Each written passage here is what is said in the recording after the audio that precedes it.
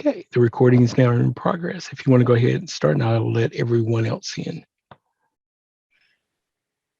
Thank you, Marshall.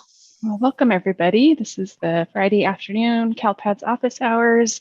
Extremely short staff today, and I don't believe we have anybody from CDE joining us. And I've been in meetings all day, so I don't know that I have any updates for anybody. Can you think of anything, Martha? No, but are you going to show the known issues list? Did that change since last Wednesday? The TOMS extract issue is now resolved. There may be some outliers. All right. So this issue where the wrong SALA record was showing up, the ELAS record was showing up in TOMS for your students should be corrected now. I think Glenn said there's a couple hundred kids that they have to fix manually, but the vast majority of them are resolved now. We do have a sister defect that goes along with that is not fixed yet, but it will be next Tuesday. And that has to do with the ODS extract. The SELA ODS is not pulling the most recent ELAS effective start date. That is going to be in the next release. We've been in meetings all day, Martha and I, so I don't have a comprehensive list of everything that's going in next week. I have a few things that I know for sure, but I don't have the full list. So here are a few things that I do know that are coming on Tuesday. And with that, you want to get started with questions, Martha? Yes, I can. Yes, I can. So good afternoon. You guys are some diehards. Here we are heading into a 3-day weekend. So thank you for showing up. So Claudia has her first question at 3 o'clock. Question 1, homeless. For a homeless student, should I add the school address under the mailing address? I don't know if that really matters. I think we have an FAQ on that, Martha. Well, I think it really pertains to when it's a student, so that the what we send to TOMS in case they have to do mailings, right? I don't know if that is the same for if it matters for the homeless student. I have it up on my screen. Hopefully, Claudia, you can see that, and you saw how Angela got to that FAQ. I'll post it in the chat for her. Thank you. Yeah, Dira, amen, it's Friday. Yes, indeed. And I start vacation next week. So, double that. Sorry, Angela. I know. I was just thinking it's like the anti-vacation for me when Martha's gone. Stella, question 1. Any status on when PM 6036, which is IVR 0009, triggering on characters previously allowed, when will that be resolved? I don't have an ETA on that one. We probably should update the known issues because there is a workaround that once you have your extract, open it up and just remove all of the, to find and replace, to remove any of the characters that are causing that to fail. It's not ideal. I know it's extra steps for you, but don't fix it in your SIS. Keep your data as is because this fix is coming eventually. That kind of plays into the next question from Angela Mata. Unfortunately, on top of keeping track of the known issues, it's becoming more difficult to keep track of which file should not upload to CalPADS. For example, SPRG, which ODS extracts we should not import. For example, SPRG and SELA due to system defects. Would it be possible to update CalPADS important messages tab on the home screen to include this broader important information, as well as when it is safe to resume uploading and downloading these files? So Angela, I understand. I think this is what a lot of people are struggling with because there are so many things not working quite right. And we ourselves have that same problem. It's like, is this working yet? Is it not?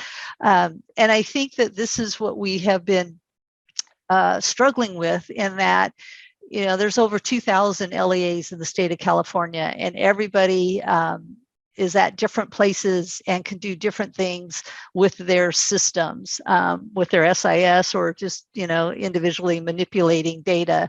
And some can wait longer than others in sending up data. So it's really hard for us to say, don't do this and don't do that.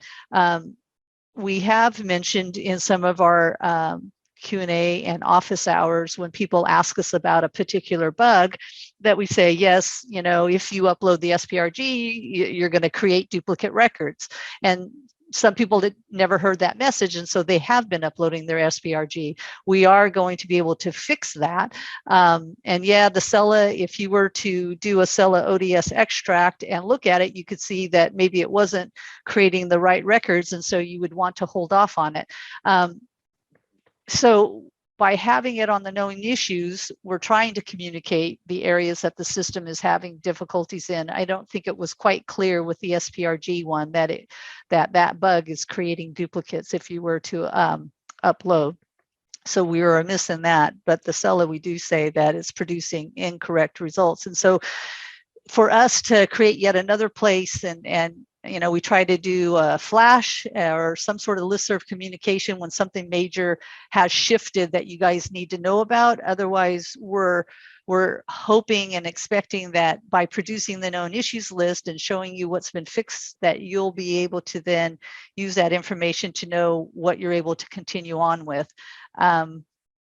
So we'll try to improve on the communication of what you can and can't do. It's just one thing that we owe you when we start end of year is, you know, what are the things that the strategy of how do you approach it, because there still will be existing defects when we start EOI, and your people are going to want to know, well, what can I work on? And it's a tough one because some people are able to work around these problems. Like if you had the IVR 0009, some people know to go and, you know, just remove that from the file so they can get the file up there. So we don't want to say, don't do this file, because some people can work around it.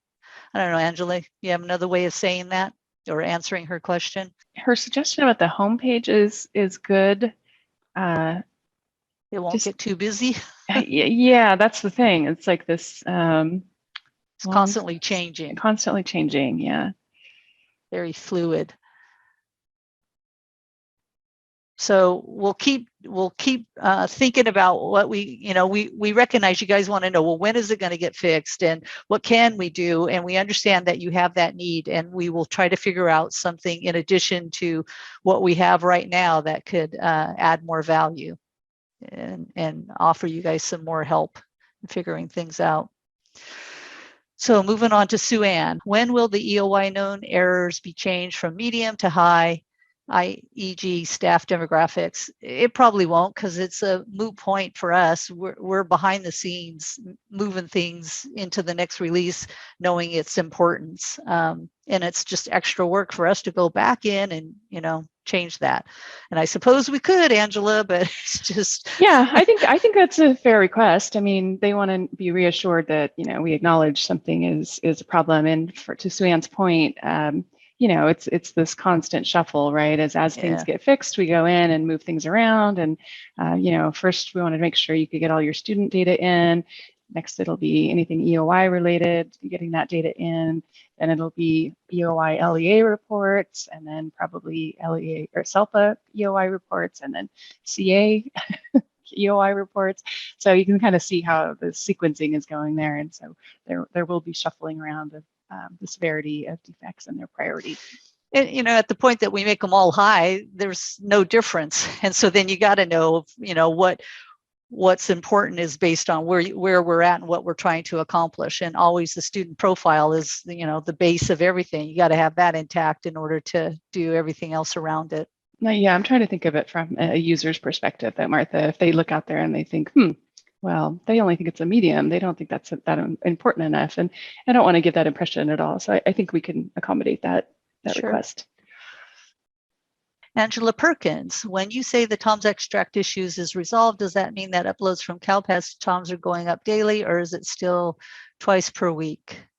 Well, let's check. Last I heard, it's still twice per week, and we have LPAC and CASP website here that looks like they're still having to do some manual interventions there. What I was talking about was the ELAST records that were being sent to TOMS. It was picking up the wrong one, and so that is resolved now. But I think there's some other things going on where they still have to manually intervene.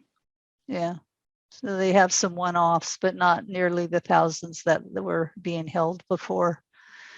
And thanks to all you do. Super happy 3-day weekend to all of you. Thank you, Angela. Chris Holloway, PEBT.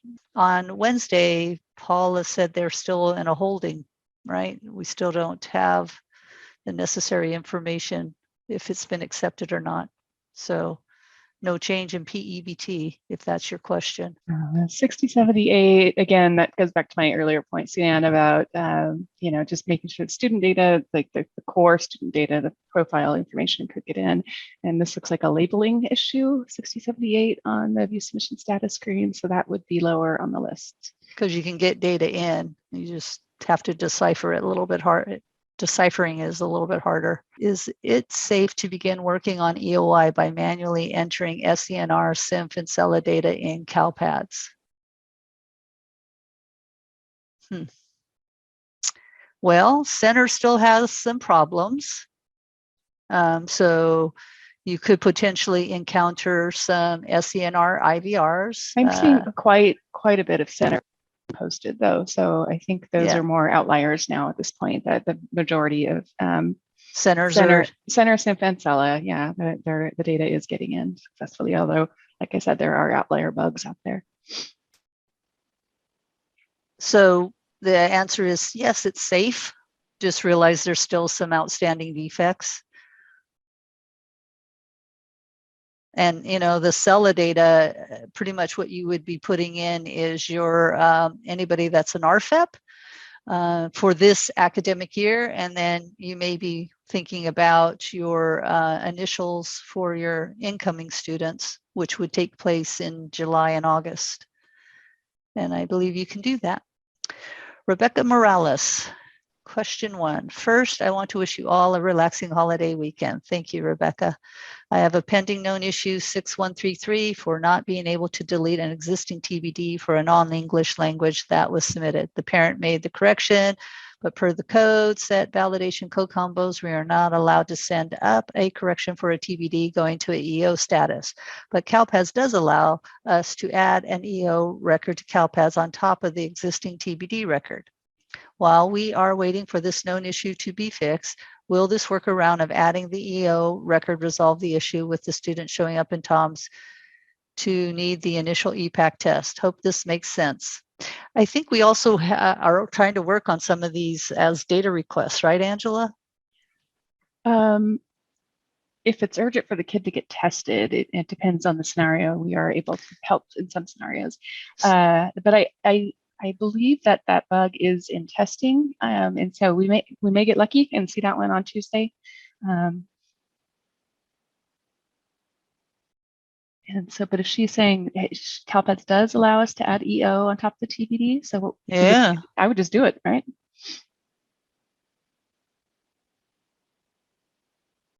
That makes sense to me, Rebecca. Are you still there, Martha? Yeah, I'm thinking about it. I'm just being sure I'm understanding her question. So they accidentally put a TBD in and they need to replace it with the EO. Yeah, I guess that would work if it lets you. Okay. Angelina, if the district extracted the direct certs on 7/2/2022, should I use the date in the program eligibility or the school start date? I am asking because of the GER 5 on the SPRG, or is this part of the known issue? Should I change dates? Correction, 7/2/2021. If the district extracted direct certs on July 2021, should I use that date in the program eligibility? She's asking about submitting a FRPM record for direct cert kids, which you don't have to do. Right. They are automatically qualified.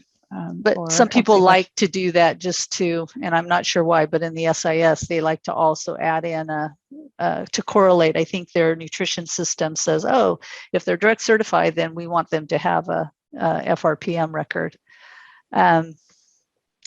If on direct cert that they were certified on July 2nd, 2021, and you want to have a corresponding FRPM record, then yes, July 2nd, 2021 would be appropriate, because you can have that record start before school, or no, it has to align with school. No, it's an eligibility record. So it can start before, but we had a bug on it and it was fixed on Tuesday. So you should be able to input that information in now, Angelina. I have seen where people are automatically populating the exit date as at the end of the school year, and it airs out with that GER5. But as long as that exit date, program exit date is blank, it should post now. So you can have the start date before the program start date before your enrollment start date, and that's fine. Carol Mann, we have 2 students who have finally been able to do their initial LPAC earlier in the week, but they still do not have the new ELAS status in CALPADS. Is there an issue with CALPADS receiving Tom's data? I thought they were updating CALPADS. Maybe they're not. We don't have the whole story, Carol. I think you're going to have to save that question for next week when we have the CDE folks on the call with us, because they're the ones closest to that, and we have no visibility in order to give you a good answer. But it's interesting that in Tom's, they got their initial and yet you're not seeing a TBD. That seems kind of odd. I think they didn't get their EL status back. Right. So you have to be sure that they completed the whole thing, because I think that I recall there's 4 parts to the initial. And so you want to be sure that inside the LPAC system that they've completed all parts to the testing. Rebecca, very good point, because I didn't know until this Wednesday that we were not supposed to be uploading the SPRG because it would cause duplicates. Instead, we were trying to see if the GER5 was gone and if miraculously the errors would one day disappear. Yeah. I think there still is one outstanding GER5 on SPRG. Here's one on CELA. There. Yeah. Overlapping enrollment. What's the difference between that one and the one that just got fixed? I think the difference was this was an eligible program record, and we're supposed to allow the start date to be before the enrollment start date. So I think that's what the scenario was for this one. And I'll need to go dig. There is something different. And Gary, are you still on, or did you pop off? I'm still here. I can go look. Okay, we'll come back to you. And with this small group, I'm just kind of going through it. So Sue Ann, question 2, I'm not being difficult, but it would be good to know what is the purpose of the important message page. Kind of like when we don't run ODS reports. I mean, it's a balancing act, of constantly having to maintain that, and not everybody necessarily pays attention to it. So it's like figuring out, when is it appropriate? How much do we feed you guys such that, are you going to be inundated and then not pay attention to any messages because we're just, constantly throwing things at you? So it's a balancing act for us, Sue Ann, what makes the most sense of where to do it, where to place it. Rebecca Morales, Martha, maybe you could just inform us of the critical things we should not be doing on the homepage or in a flash. Thank you for that suggestion, Rebecca. Claudia, I did ask about the address for homeless students for PEBT 3.0. Student do not have an address, but we can enter the school address to get them cards and distribute them. Thank you for clarifying that. And hopefully the FAQ answered that appropriately for you. No, I don't think it did. Well, why? It said just to leave it blank. Because you can use the school address. And then when in doubt, put it in both places. I don't know. So I have an update on that issue with the other GER5 for the SPRG. And the other one is it was triggering incorrectly with a valid overlapping enrollment.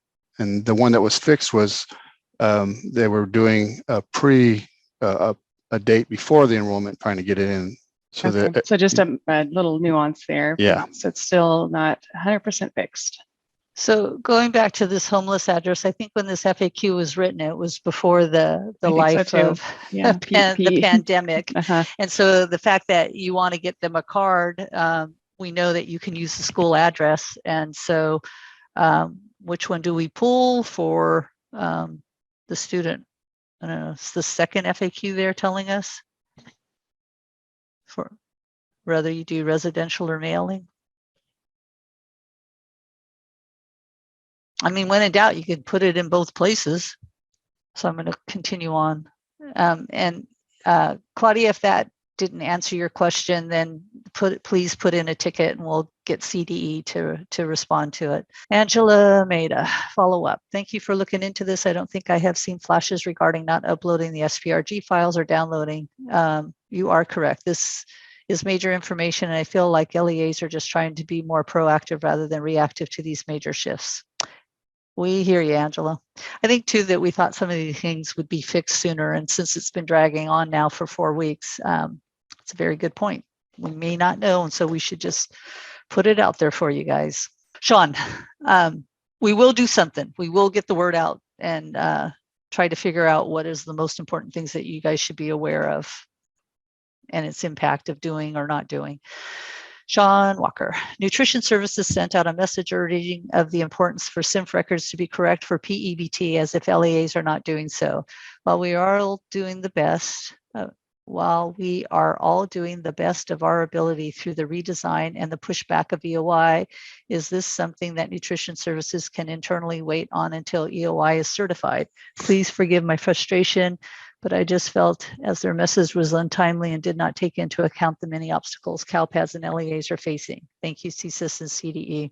I think that is a message that we need to take back to CDE so that they can work with the Nutrition Services Department. I think Paula spoke to this a little bit on Wednesday as well. She wasn't quite aware of what they were sending out. I can't wait for Angela to take a vacation. It's well deserved. So Rebecca Morales, follow up to my question 1. If adding the EO record up there will work, when can we expect to see it fall off of TOMS as expecting student to be tested? I can't say for sure. You know, there are some records that they are holding back because of some manual checks that they're doing. I don't know if this would qualify as that, or if it's as simple as your more recent now is EO and it falls off. So I think you have to make the change and wait and see. And if it doesn't happen by next week sometime, then send in a ticket and then we'll look up the individual student, Rebecca. We have no visibility. Maybe Randy will, so it could be, you know, try it and then come to the office, the Q&A on Wednesday if it's not done, and maybe Randy will be there to ask. Looking at the schedule, to me, it looks, I read that as it wouldn't show up until Thursday. Because I know there are some records they are holding back, right? That's They're true doing too, some right? specific stuff to it. Lots of layers to that one. Yeah. Okay, Cami, my SENR and CELA have been good so far. Wonderful. Glad to hear that. Mary Masters, when a student is RFEP'd this spring and they tested in May, but the paperwork did not get signed until June, what date should we be used? I am not clear. This info coming from TOMS to CALPADS based on a test date, or is it from our CIS to CALPADS to TOMS? My EL testing coordinator is asking about this. There's a flash actually that speaks to the dating of your RFEPs. And especially if it happens over the summer. And I, off the top of my head, I don't know what the flash number is, but I think it came out last year. So it's a fairly recent one. Oh, it could be that one. Yeah, 219. Anyway, it comes from your SIS to CALPADS to TOMS. Is this latter part of your question is yes. And I think it's the final work that you do locally that when everything gets signed off, that's the date that you use. It's not based on their last summative test that they did well on, because there's other factors to becoming RFEP. So it's basically whatever your district criteria is, and when all of those things get settled. And I think and this the table parent here, gets involved, right? This table here gives all the scenarios of what date to use and what happens if you use that date. So that would be good for your EL testing coordinator to. Yep, and I posted that in chat for you. Thank you.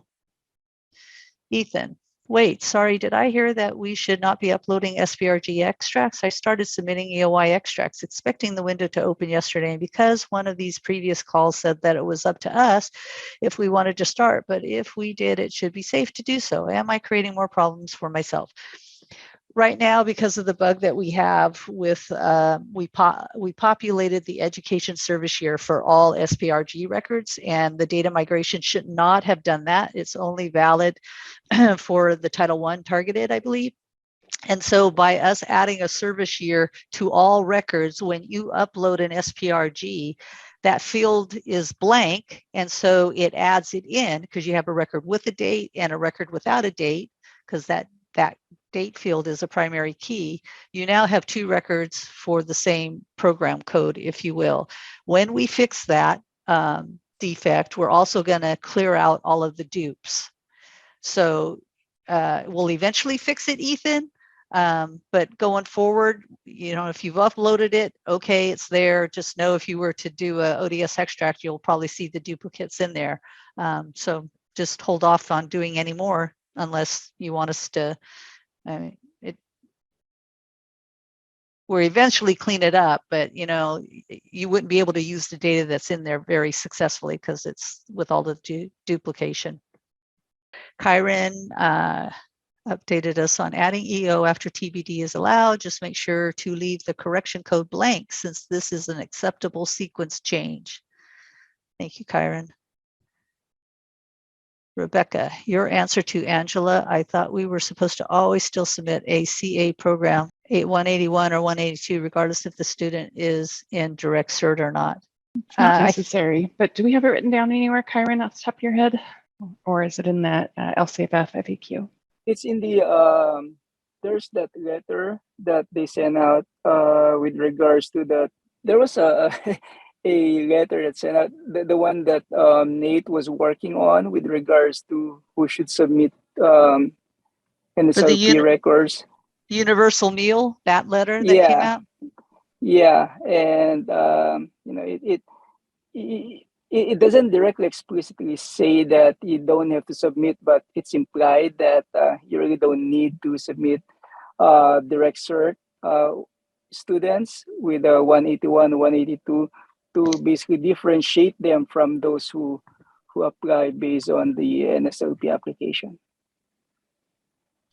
So local choice, Rebecca, on that one. Yeah. Kim Gavin, I am sorry I was in another meeting, came late. Did you give any update on the 16.1 special ed monitoring reports and the anticipated fixed timeline? No, Kim, you've been very patient. We haven't had people ask us about that. We appreciate that. It's still in the queue to be worked on, and we do not have a TBD. We understand how important it is for the monitoring.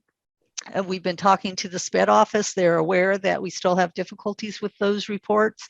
And so we're hoping that folks are also able to use their local data to be informed about monitoring as well until we get these reports working for you. And didn't the SPED team say that they were going to try to send something out to the SPED folks? I thought so. Yeah, or to the FUNCTA consultants to be sure. Yeah. So they're trying to find some workarounds for you, Kim, because they know that one's not going to get fixed right away.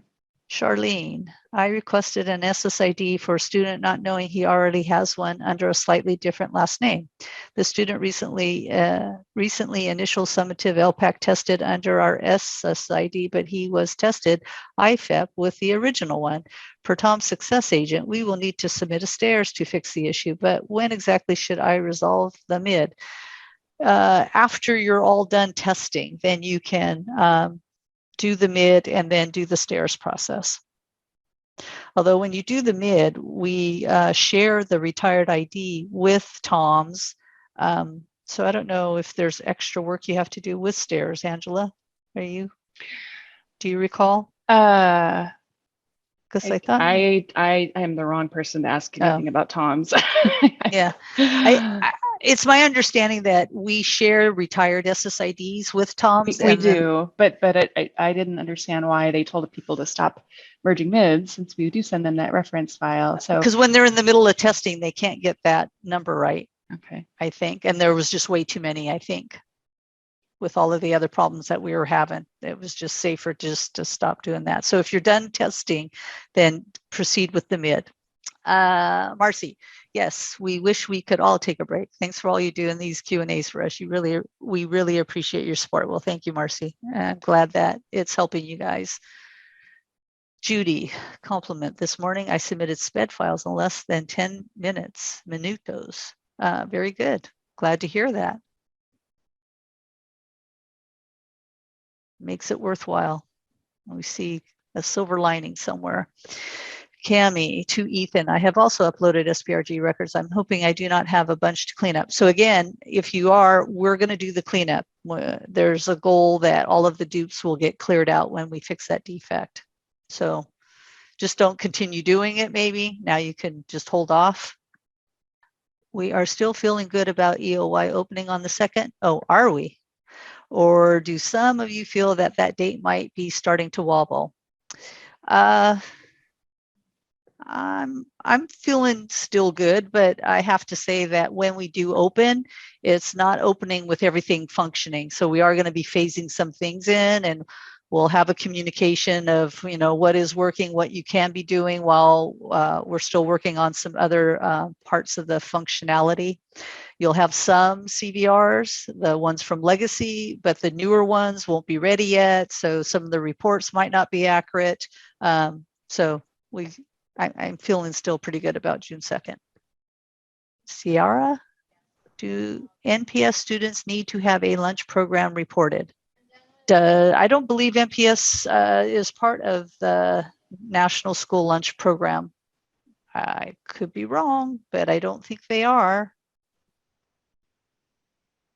So maybe it's the alternative form, and then you determine if they're income eligible.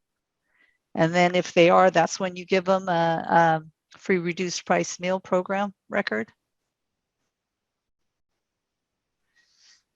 That's mostly for just file types, right? Well, program. So it's permitted for data state reporting, but in terms of providing lunches, I don't know the answer to that. You may want to send in a ticket for that, Sierra. Kyron, do you know? I think since we're collecting eligibility, that doesn't they should still do the alternative form. Alternative form. That doesn't mean they'll be receiving lunch, but since it's eligibility and we'll be collecting it for LCFF or for other information, so that it would help to, you know, send that form. I wonder if that chart that Brandy created, if she had a scenario for NPS on it. You know which one I'm talking about when she did that training? She had a chart. Anybody rings a bell with anybody? Okay. Yeah. There's her PowerPoint slide. Okay, so Angela, right after that, about the 326 timestamp, put in a link to Flash 219 on the RFEP. Angela Maida. Ethan and Cami, I submitted a CalPADS ticket this morning after finding SPR duplicates, and here is what the service desk said. We ask that you please refrain uploading. At this point, we have known issue 6105 that is causing duplicates. We had a data migration issue when we launched the redesign that mass populated the education service academic for all SPRG records. The field is a primary key, so when the LEA uploads their SPRG record, and if that field is blank, the system treats it as a distinct record. Instead of updating the existing SPRG, it creates a new one duplicate. We have our developers working on removing the education service academic year for any record that was populated before, and in addition, removing any duplicates that have been created because of it. Exactly what I said. So thank you for that, to have it in writing, Angela. Carol Mann, follow up to my Q1. My EL coordinator says the initial LPAC is complete, and we have the test scores on Monday, just no new seller records showing up in CalPADS. Their concern is that they won't be able to have a summative test trigger. Well, if you did the initial, I don't think you turn around and do the summative in the same, but that's not my my area of expertise. So Carol, send in a ticket and we'll get Brandy to take a look at that. Yeah, Dira, question one, this may be dumb, but when you mention a duplicate record, is the duplicate in CalPADS or is the duplicate in our SIS if we do an ODS extract? For sure it's in CalPADS. Potentially it would be in the ODS extract that we produce. And I don't know what your vendor would do with it if two records are identical, except for one with a year and one without. That would be something that you would have to check with your SIS vendor if you're importing that data back into your system. I don't know what your vendor does. So Marshall's giving us more timestamps on ELAS and STAIRS requests. Ethan, thanks, Angela. I wish I had known that earlier, but now glad I didn't skip this call. Charlene appreciates us. Thank you, Charlene. Marshall, more timestamps. Larney, are there issues with 16.1 and 16.3 report aside from the fact that EOI is not open yet? When EOI submission is open on 6.2, unless postponed again, will the 16.1 and 16.3 be available? So definitely snapshots for the new end of year, for the upcoming end of year, they're not available yet because we have not generated any snapshots for end of year. Last year should be available. So what does the known issue say about it? A couple minor things, duplicates. Including exited sped kids. So yes, there are issues. Those are the issues. By looking on the known issue list and doing a quick search on 16.1 or 16.3, you can see them. No NSLP for NPS students. Thank you, Sue-Ann. I'm not, oh, that was a direct message to me. Somehow she knows that for sure. She's adamant. Shelley, my school year ended last week. I was sad when I saw that EOI was pushed back more. It is going to be really difficult to get people to update their data errors. We are concerned about that as well, Shelley. And I don't know if talking to your administration, because your superintendent as well has been informed of the difficulties with CALPADS from the department, and if the organization wants to rethink and see if they can find ways to have some staff come back when you got most of your data in to look at errors, or is it going to have to wait when school starts up again and that they carve out some dedicated time? So it might be something worthwhile just having a discussion. What can you guys do locally to adjust to this late start? It doesn't hurt to ask and to try to think outside of the box and see if there's other in the organization that understand what's happening and how can they adjust to assist.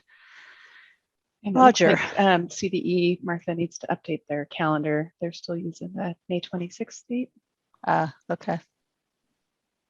I think I even have it on our website too, so I gotta change that as well. Apologies if this was asked earlier, but is a fix for the SIMF issue with the accented characters coming soon? For LEAs with large Hispanic population, this is no trivial issue, and that would be IVR 0009. And we don't know when it's coming, right, Angela? We do not, but I'm sure Roger has figured this out. The workaround is to open your file and do a find and replace to remove any tildes or any other accents that are throwing it off. But I think we'll probably bump that one up the list pretty soon, just because now most of the center and Sella and SIMF bugs are going away that don't have any workarounds, and so now this is one we can move up the chain. Marshall added the actual link to the Q&A with all of where those timestamps were for those different topics that we were talking about earlier. Yes, I put that one in, and down at the bottom I put one that goes all the way back. So that way you can find questions that are common that's been answered. Okay, thank you.